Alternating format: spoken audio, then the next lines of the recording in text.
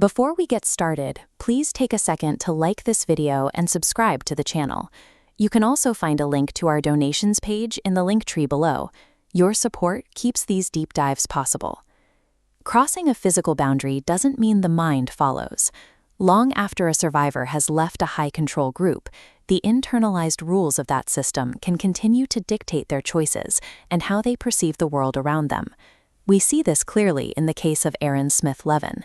He spent decades inside Scientology, eventually rising to the level of a Sea Org member before becoming a high-profile whistleblower. But while his physical environment changed, his method of operation began to look remarkably familiar. Engaging with an authoritarian system is a transformative experience.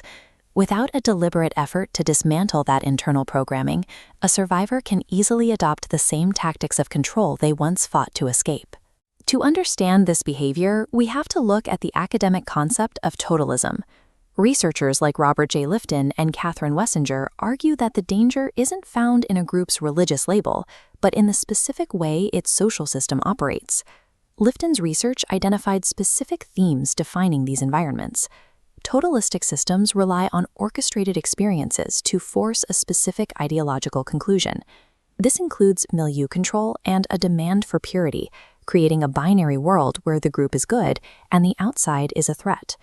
Totalism acts like a psychological operating system. If it isn't consciously uninstalled, it remains active, ready to be deployed within whatever new community or platform the survivor builds next.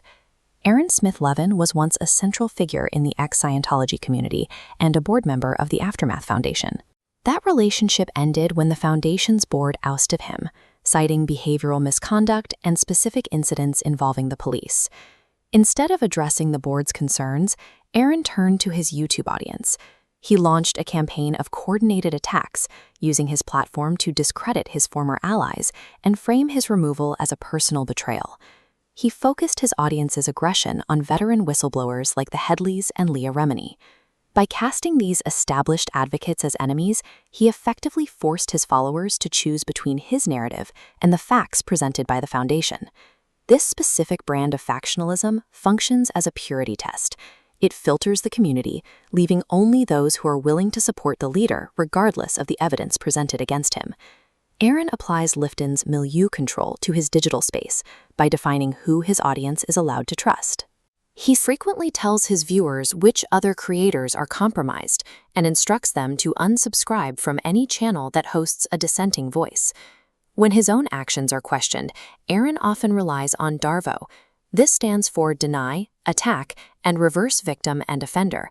It is a psychological defense where the person accused of misconduct claims they are the one being persecuted. The live stream format makes this tactic incredibly effective. As Aaron presents his version of events, thousands of supporters repeat his talking points in the chat. This real-time feedback loop drowns out the voices of actual victims before they can establish a counter-narrative. By blocking dissenters while his fans echo his defenses, Aaron creates a self-reinforcing environment. The audience's perception of the truth becomes limited strictly to what the creator allows them to see on the screen. Mike Rinder recognized these patterns early.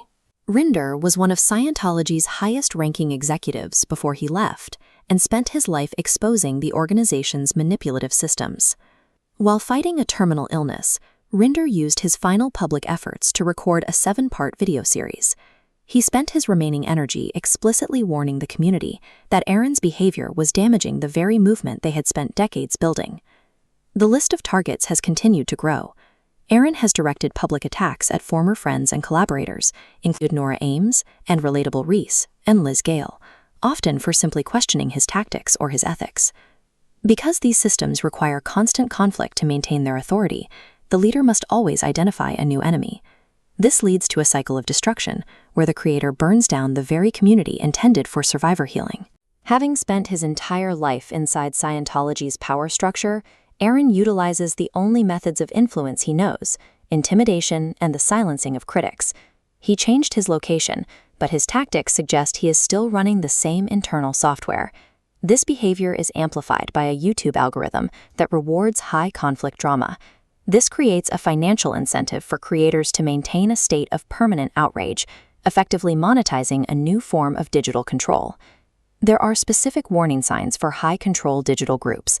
Does the creator tell you which other media sources are forbidden? Is any criticism of their behavior labeled as an attack? Are complex moral issues reduced to simple, repetitive cliches? We'll continue to track these dynamics, so please subscribe and check the link tree for more resources. Staying aware is the first step toward maintaining your independence. Identifying the mechanics of totalism is our only real defense. If we don't recognize these patterns of control, we will continue to follow whoever speaks the loudest, regardless of the tactics they use.